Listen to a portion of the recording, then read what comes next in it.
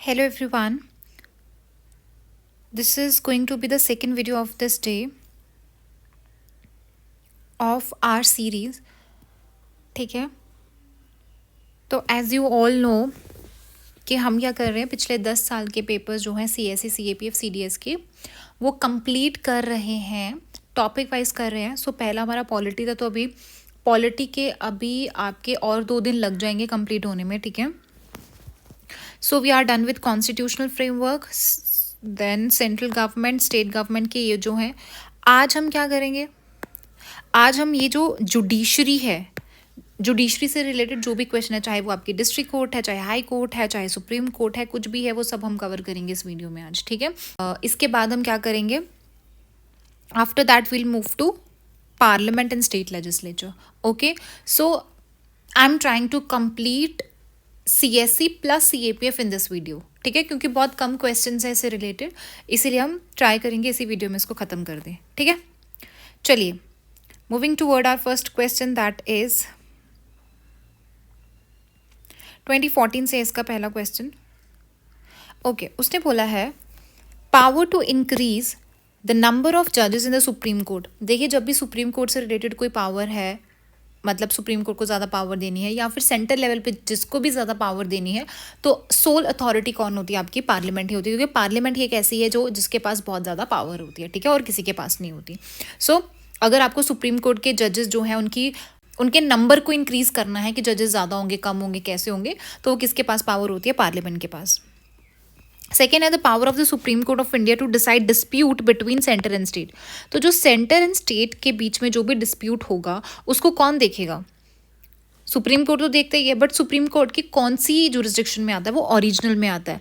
अच्छा, अब original jurisdiction का मतलब क्या होता है, ओरिजिनल जुरिस्डिक्शन मतलब होता है आप डायरेक्ट क्या कर सकते हो, सुप्रीम कोर्ट के पास जा सकते हो. ठीक है, हाई कोर्ट के पास नहीं, डायरेक्ट आप सुप्रीम कोर्ट के पास भी जा सकते हो. That is original jurisdiction. Appeal तो आपको पता ही है, एडवाइजरी भी आपको पता है.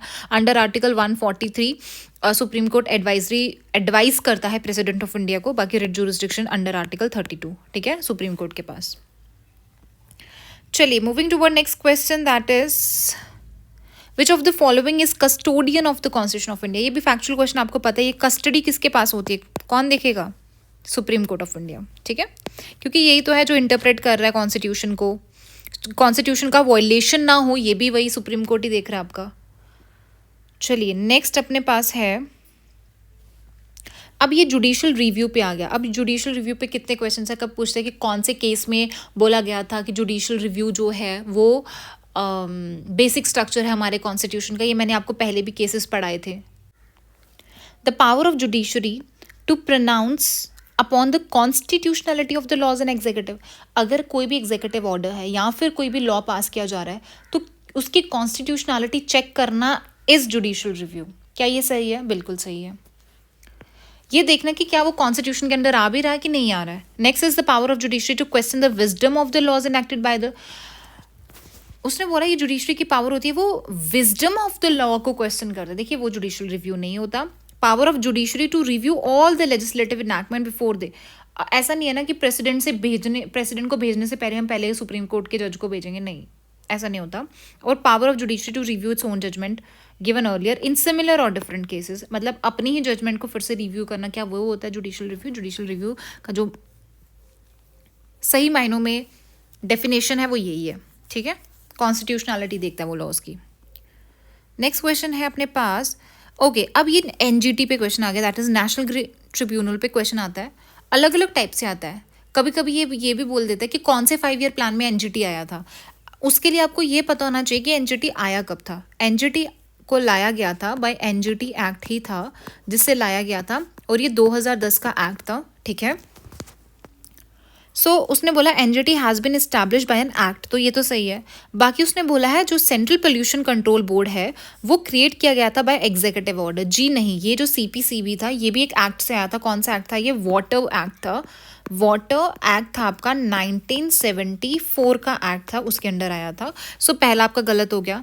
NGT provide environmental justice and help reduce the burden of litigation in higher courts, ये सिंपल है, सही है। एंड जो सीपीसी है वो क्या करता है, प्रमोट करता है कि क्लीननेस होना चाहिए स्ट्रीम वेल्स, एंड एम करता है to improve the quality of air in the country. तो इसमें कुछ गलत तो नहीं लग रहा। वैसे भी जनरली क्या होता है ना, मोस्ट ऑफ द क्वेश्चन में अगर एक गलत होता है ना तो दूसरा सही होता है, ठीक है। जनरली बोल रही हूँ, हर बार नहीं बोल रही हूँ मैं, आजकल नीदर वाले बहुत आ रहे हैं।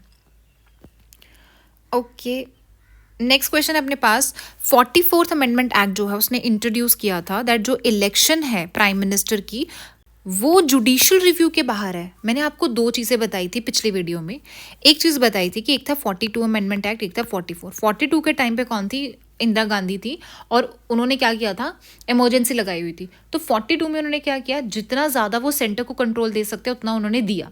बट 44 में जब हटी आपकी ये इमरजेंसी, तो ये कुछ कुछ चीज़ें ऐड करी गई थी। जैसे कि आप इमरजेंसी वाला जो चैप्टर उसमें भी पढ़ोगे कि सिर्फ प्राइम मिनिस्टर के कहने से नहीं लगेगी इमरजेंसी, बल्कि क्या होगा, रिटर्न में लिखा जाएगा, ठीक है, बट रिटर्न में भी दिया जाएगा। बट ये चीज़ें लाई 44 में, तो 44 में चीज़ें सही की गई थी। इसमें क्या बोल रहा है कि प्राइम मिनिस्टर की इलेक्शन को आप जुडिशियल रिव्यू के बाहर रख रहे हो, इसका मतलब ये 42 में आ सकता है, बट 44 में ऐसा नहीं हुआ होगा। सो 44 अमेंडमेंट एक्ट में चीज़ें सही की गई थी, ना कि सेंटर को पावर दी गई थी, तो यहाँ से ये गलत हो जाता है। दूसरा वो बोल रहा है that supreme court of India ने 99th अमेंडमेंट एक्ट को क्या किया था, स्ट्रक डाउन किया था, क्योंकि उन्होंने बोला that this is violative of the independence of judiciary. ये सही है, क्योंकि 99 अमेंडमेंट एक्ट के अकॉर्डिंगली वो NJAC ला रहे थे, मतलब नेशनल जुडिशियल अपॉइंटमेंट कमीशन ला रहे थे वो, ठीक है। इसमें क्या होता, इसमें आपके मिनिस्टर्स ही होते जो कौन चूज करते, वो मिनिस्टर्स ही क्या करते, जजेस को चूज करते या अपॉइंट करते। तो उन्होंने बोला नहीं, ये इंडिपेंडेंस ऑफ जुडिशरी को क्या करेगा, वॉयलेट करेगा, क्योंकि फिर तो जुडिशरी इंडिपेंडेंट नहीं रहेगी, वो तो फिर उन्हीं पे डिपेंड हो जाएगी जो तुम्हारे लॉज बना रहे हैं, जो एग्जीक्यूटिव उस पर डिपेंड हो जाएगी, इसीलिए इसको स्ट्रक डाउन कर दिया। So answer is 2। Motion of impeach a जज, देखिए जज ऑफ सुप्रीम कोर्ट का जो इम्पीचमेंट है वो आपकी कॉन्स्टिट्यूशन में नहीं है, बट जो जजेस इंक्वायरी एक्ट में उसमें पूरा प्रोसीजर दिया हुआ है, ये भी याद रखना, ये भी पूछ लेता है। सो जो मोशन होता है इम्पीच का, can not be rejected by the speaker. देखिए ऐसा नहीं होता, रिजेक्ट कर सकता है स्पीकर, मैं आपको पूरा प्रोसीजर बताती हूँ कैसे कैसे होता है, रिजेक्ट कर सकता है स्पीकर, तो ये तो गलत हो गया। दूसरा वो बोलता है कॉन्स्टिट्यूशन ऑफ इंडिया डिफाइंस, मैंने आपको क्या बोला था, कोई भी चीज़ को डिफाइन करना इज़ वेरी डिफिकल्ट, और कॉन्स्टिट्यूशन कोई भी चीज़ को डिफाइन नहीं करता एज सच, ठीक है, और वो डिटेल देता है in capacity and proved misbehaviour. आप खुद बताओ इन कैपेसिटी या मिसबिहेवियर को आप कैसे डिफाइन कर सकते हो, खुद भी नहीं डिफाइन कर सकते ना। तो उसने बोला ये डिफाइन हुआ, तो दूसरा भी गलत है। फिर वो बोलता है that detail of the process of the impeachment of जज Supreme Court are given in, तो ये मैंने आपको बता दिया कि जो भी इम्पीचमेंट का पूरा प्रोसेस है वो जजेस इंक्वायरी एक्ट में है। If the motion for the impeachment of a जज is taken up for voting, the law require the motion is back by each house Parliament, ये भी सही है। उसने बोला कि अगर जब भी, जैसे अगर आप कोई भी जज को इम्पीच कराने वाले हो, ठीक है, उसका जो भी मोशन चल रहा होगा, तो वो मोशन को बैकिंग होनी चाहिए, दोनों हाउस में से बैकिंग होनी चाहिए, और सपोर्ट मिलना चाहिए, जितनी भी मेंबरशिप है, टोटल मेंबरशिप का जो मेजॉरिटी है वो उसको वोट करना चाहिए, साथ में 2/3 जो मेजॉरिटी है उससे भी कम नहीं होना चाहिए। तो ये सही है आपका, ये 3 और 4 आपका सही है। सो आंसर क्या आ जाएगा आपका, सी पार्ट आ जाएगा, ठीक है। सुप्रीम कोर्ट दिखा दो एक बार मैं आपको, एक बार हम जस्ट गो थ्रू हो जाएंगे, उतना इन डिटेल में मतलब इन डेप्थ नहीं करेंगे हम, ठीक है, उतना डिटेल में नहीं जाएंगे। तो ये देखिए, सबसे पहले उसने क्या बोला, अपॉइंटमेंट कैसे होता है, पहले तो प्रेसिडेंट से होता है, इतना याद रखना। जो चीफ जस्टिस ऑफ इंडिया होता है वो भी प्रेसिडेंट के था, आफ्टर कंसल्टेशन, किससे कंसल्टेशन होता है, supreme court and high court जजेस। फिर उसके बाद है जो कंसल्टेशन होता है चीफ जस्टिस ऑफ इंडिया का, वो ऑब्लिगेटरी होता है अगर आपको बाकी के जजेस को अपॉइंट करना है other than chief justice. Then उसके बाद ये आपके 3 जजेस एक्ट आए थे। बस इसमें इतना याद रखना है कि जैसे कि पहले जज केस में ये बोला था कि जो कंसल्टेशन होगा, जैसे आपको उन्होंने बोला ना कि सीनियर मोस्ट जजेस को कंसल्ट करना है, बट कंसल्टेशन इज नॉट कॉन्क्यूरेंस, कॉन्क्यूरेंस नहीं है, ठीक है, कंसल्ट ही करना, बाकी मानो या ना मानो उस पर फर्क नहीं पड़ता, ठीक है, सिर्फ only exchange of views. But जो सेकंड आपका जजेस केस है उसने बोला नहीं, कंसल्टेशन का मतलब कॉन्क्यूरेंस, कंसल्ट कर रहे हो तो उसको आपको कंसीडर भी करना पड़ेगा उनकी कंसल्टेशन को। तो जो CGI होगा उसको क्या करना पड़ेगा, फर्दर कंसल्ट करना पड़ेगा 2 और सीनियर मोस्ट कलीग्स को, और थर्ड में बोला कि CGI प्लस और 4 सीनियर मोस्ट जजेस को कंसल्ट करना पड़ेगा, ठीक है। ये मैंने आपको बता दिया 99th constitution amendment act. Qualification क्या होनी चाहिए सुप्रीम कोर्ट के जज की? सिटीजन होना चाहिए, जज ऑफ हाई कोर्ट होना चाहिए 5 साल तक, 5 साल तक वो हाई कोर्ट का जज होना चाहिए, एडवोकेट होना चाहिए हाई कोर्ट का 10 साल तक, या फिर distinguish jurist in opinion of president. Then constitution has not prescribe minimum age, minimum age नहीं बताइए सुप्रीम कोर्ट के जज की कितनी होनी चाहिए, ठीक है। ओथ किसके सामने लेता है? प्रेसिडेंट या जो भी प्रेसिडेंट अपॉइंट करेगा। सैलरी आती है पार्लियामेंट से। रिमूवल की बात करोगे, अगर आप ऐसे देखोगे जो कॉन्स्टिट्यूशनल जो प्रोविजंस है वो ये है कि वो 65 ईयर्स तक ऑफिस होल्ड कर सकता है। मिनिमम एज भी नहीं बताई है, बट हाँ इतना बताया कि 65 तक होगा, बाकी पार्लियामेंट डिसाइड करेगा। और एक और चीज़ है, सुप्रीम कोर्ट का जज किसको रिजाइन करता है? प्रेसिडेंट को लिख के देता है। रिमूव भी प्रेसिडेंट करता है on the recommendation of the parliament. सिर्फ इतना बताया गया है। क्या होता है? पार्लियामेंट में एड्रेस किया जाता है, स्पेशल मेजॉरिटी होनी चाहिए। ग्राउंड ऑफ रिमूवल क्या होता है कि या तो वो मिसबिहेवियर या इनकेपेसिटी जो भी है उस वजह से। बट प्रॉपर जो प्रोसीजर है इसके रिमूवल का सिर्फ इतना ही बताया है, बट जो प्रॉपर प्रोसीजर है वो किस में बताया गया है? जजेस इंक्वायरी एक्ट 1968 में बताया गया है। प्रोसीजर क्या होता है?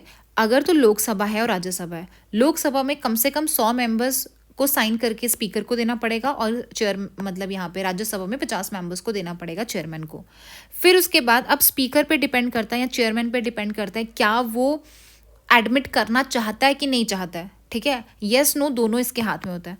अगर तो वो एडमिट करता है तो एक कमेटी बनाई जाती है 3 मेंबर्स की, स्पीकर या चेयरमैन ही बनाता है।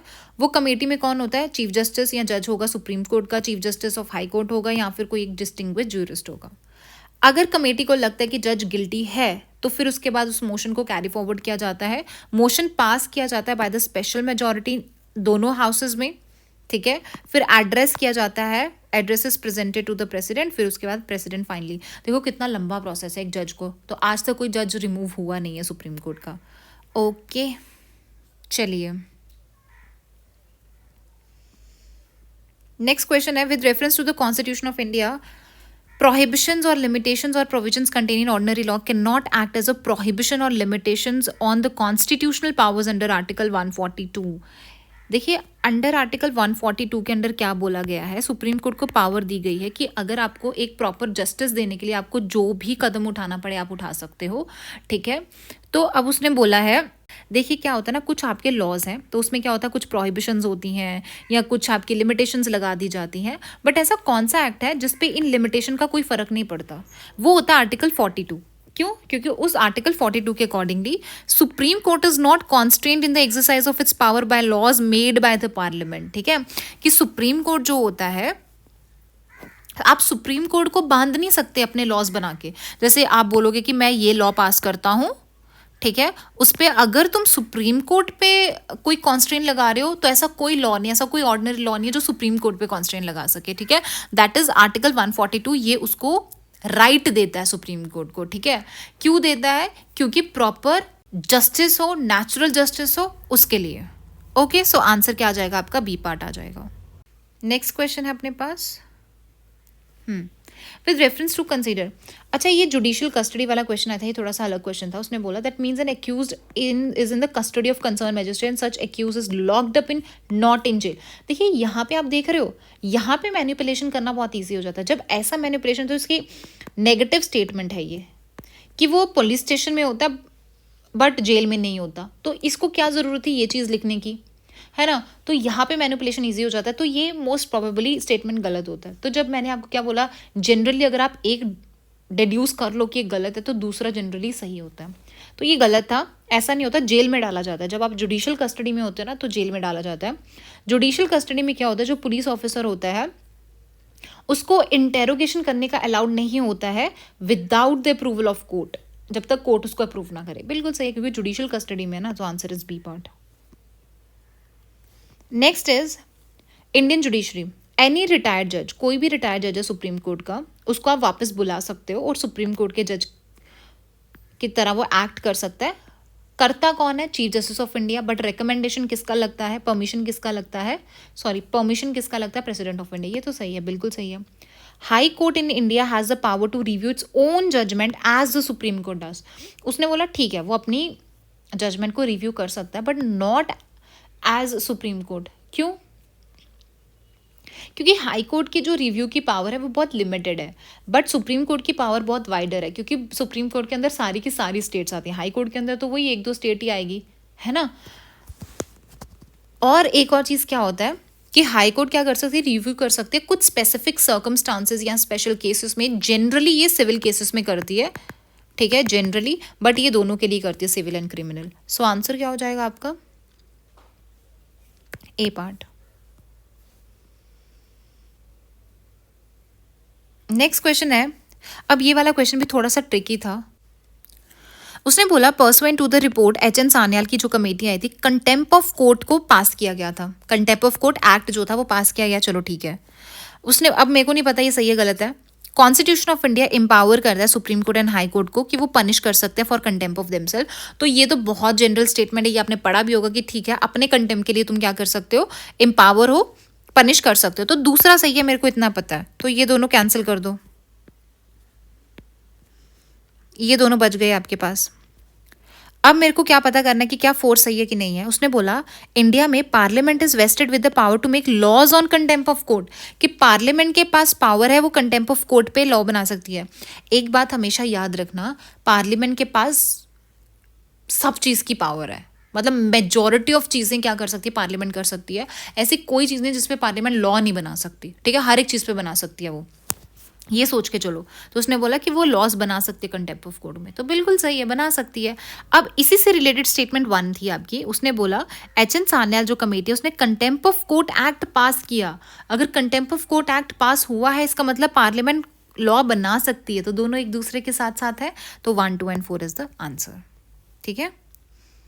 Government law officer and legal forms are recognised as advocates, but corporate lawyers या पेटेंट जो अटॉर्नीज होते हैं आर एक्सक्लूडेड फ्रॉम रिकॉग्निशन। एक बात बताइए, एडवोकेट की बात कर रहा है वो, ये भी थोड़ा सा अलग सा क्वेश्चन था, खुद सोच के देखो। उसने बोला गवर्नमेंट लॉ ऑफिसर्स को एडवोकेट बोलोगे, बट जो कॉर्पोरेट लॉयर्स होते हैं उनको आप एडवोकेट नहीं बोलोगे। क्यों नहीं बोलोगे उनको? सोचने वाली बात है ना, क्यों नहीं बोलोगे? So this is wrong. अगर ये रॉन्ग है तो मैंने बोला अगर एक गलत है दूसरा सही होना चाहिए। सो दूसरा ये बोल रहा है कि जो बार काउंसिल उसके पास पावर होती है कि वो रूल्स वगैरह बना सकता है लीगल एजुकेशन या फिर लॉ कॉलेजेस के लिए, ठीक है, ये भी सही है, बिल्कुल सही है। सो आंसर इज 2। अब एक बार देख लेना यहाँ से, बार काउंसिल जो होती है वो एक स्टैचूटरी बॉडी है, ऑटोनॉमस बॉडी है, जो इस्टेब्लिश हुई थी एडवोकेट एक्ट से इस्टेब्लिश किया गया था, और ये लीगल एजुकेशन वगैरह या लीगल प्रैक्टिसेस जितनी भी होती है हमारे इंडिया में उसको रेगुलेट करता है। डिसिप्लिनरी अथॉरिटी ओवर एडवोकेट्स के ऊपर जो भी अथॉरिटी इसकी होती है। कॉम्पोजिशन आप देख लेना कि इलेक्टेड मेंबर्स होते हैं from each state, bar council से होते हैं, 5 साल का टर्म होता है। 2 एक्स ऑफिशियो मेंबर्स होते हैं। कौन कौन होता है इसमें? एक तो आपका अटॉर्नी जनरल होता है, एक तो आपका सॉलिसिटर जनरल ऑफ इंडिया होता है। Chairman and vice chairman elect किए जाते हैं आपस में ही, जिनका टर्म क्या होता है 2 years, ठीक है। नेक्स्ट क्वेश्चन, हाँ, उसने बोला जो सुप्रीम कोर्ट ऑफ इंडिया है has held in some judgement, कुछ कोई आदि जजमेंट में बोला था, जो रिजर्वेशन पॉलिसीज दी जाती हैं 16(4) में, कुछ एक्सेप्शंस है ना। 16 क्या है, एम्प्लॉयमेंट से रिलेटेड है, एम्प्लॉयमेंट अपॉर्चुनिटी से रिलेटेड है, बट कुछ एक्सेप्शन दिए कि नहीं, जो रीजन है उसको आप क्या कर सकते हो, बेसिस दे सकते हो रिजर्वेशन के लिए। Would be limited by article 335 for maintenance of efficiency. उसने बोला कि ठीक है, जो ये आपके रिजर्वेशन पॉलिसी है, जो एक्सेप्शंस दी गई हैं, उसको 335 जो आर्टिकल है वो लिमिटेशंस प्रोवाइड करेगा। क्यों करेगा वो भी बताया है कि ताकि एडमिनिस्ट्रेशन की एफिशिएंसी हो। तो ये बहुत पॉजिटिव स्टेटमेंट है, मेरे को कहीं से गलत नहीं लग रही। दूसरा अगर आप देखोगे, उसने बोला दैट 335 जो है वो डिफाइन करता है एफिशिएंसी ऑफ एडमिनिस्ट्रेशन। मेरे को एक बात बताओ कि कभी आप किसी की एफिशिएंसी को डिफाइन कर सकते हो? जनरली भी आप नहीं कर सकते हो, कॉन्स्टिट्यूशन ने क्या ही किया होगा। सो अगर दूसरा स्टेटमेंट गलत है तो आंसर क्या हो जाएगा? ये हो जाएगा, सिंपल सा।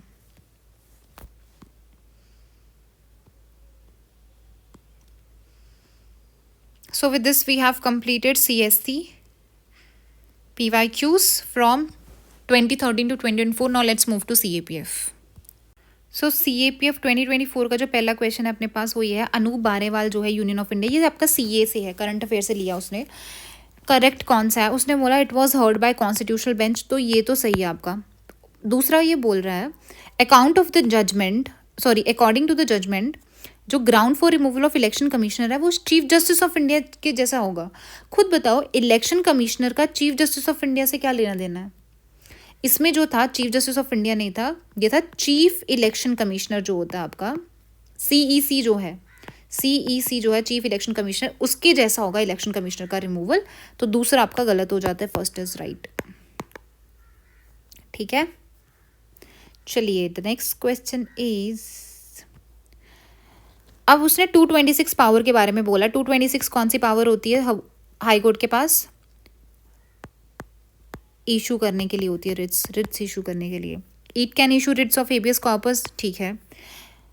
Writ can be issue to enforce any right conferred by part और फॉर एनी अदर पर्पज, ये भी सही है। अगर तो सुप्रीम कोर्ट का केस होता तो फॉर एनी अदर पर्पज के लिए नहीं कर पाता, बट हाई कोर्ट कर सकता है।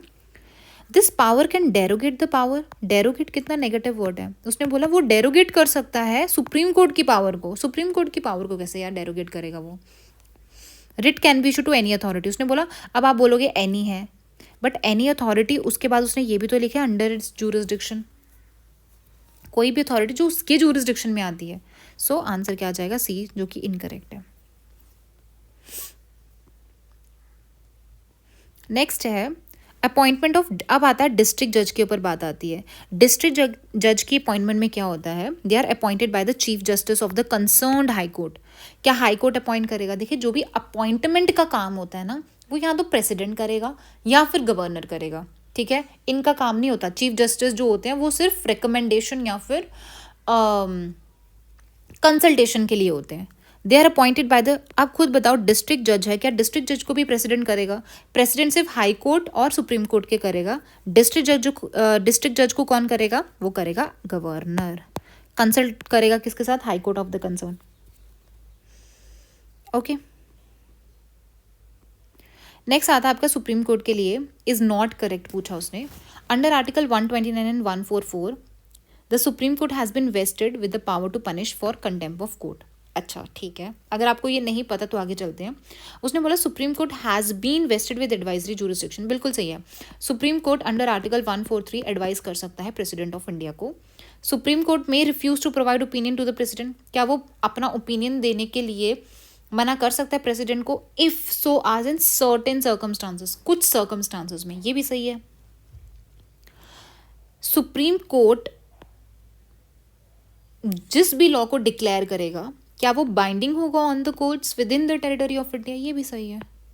आंसर क्या आ जाएगा आपका? ए पार्ट आ जाएगा। ये आपका 142 होता है। 144 क्या बोलता है कि जितनी भी आपकी टेरिटरीज में, जितनी भी इंडियन टेरिटरी में जो भी कोर्ट है वो किसके उससे चलेगी? सुप्रीम कोर्ट की एड से चलेगी, ठीक है। Act in aid of supreme court, right. तो आंसर आ जाएगा ए पार्ट। नेक्स्ट है, which of the following powers of the supreme court is also conferred on high court. ऐसी कौन सी पावर है सुप्रीम कोर्ट के पास जो है, जो हाई कोर्ट के पास भी है? एडवाइजरी, देखिए नहीं, देखिए सुप्रीम कोर्ट जो एडवाइस करती है वो प्रेसिडेंट को करती है अंडर आर्टिकल 143, जो आपकी हाई कोर्ट के पास नहीं होती है। Power of doing complete justice in any case, जो कंप्लीट जस्टिस का है वो भी नहीं है उसके पास। And power to allow refuse special, जो स्पेशल लीव पिटिशंस होती है वो भी किसके पास होती है? सुप्रीम कोर्ट के पास होती है, हाई कोर्ट के पास नहीं होती है। आंसर इसका आता है power of court of record, कि जो भी आपकी प्रोसीडिंग्स होती है उनका एक रिकॉर्ड रखना, उसकी जो पावर होती है वो दोनों के पास होती है, हाई कोर्ट के पास भी होती है और सुप्रीम कोर्ट के पास भी होती है।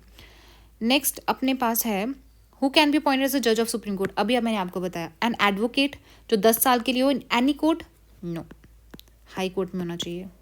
जज of a high court for at least 3 years या 5 साल के लिए होता है जज हो तो 5 साल के लिए हाई कोर्ट का जज होना चाहिए। दिस इज राइट, ये मैंने बताया। And a person who has held a judicial office for at least 15 years, ये भी नहीं है। ओके, नेक्स्ट अपने पास आता है, इसमें से कौन सा ऐसा केस है जिसमें ये बोला गया था,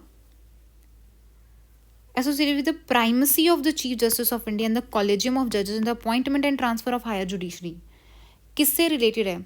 कि जो चीफ जस्टिस ऑफ इंडिया है और जो भी कॉलेजियम होता है उसको एक उसकी प्राइमेसी के बारे में बात करी गई थी कि that is very very important, ठीक है। अगर आपको अपॉइंट करना है जजेस को, हायर जजेस को अगर आपको अपॉइंट करना है, ठीक है, या ट्रांसफ़र करना है, तो इंपॉर्टेंट कौन होता है? चीफ जस्टिस होता है और कॉलेजियम होता है। ये कौन से केस में या जजमेंट में बोला गया था? ये था आपका S B Gupta, president of India, ये वाला केस था, ठीक है।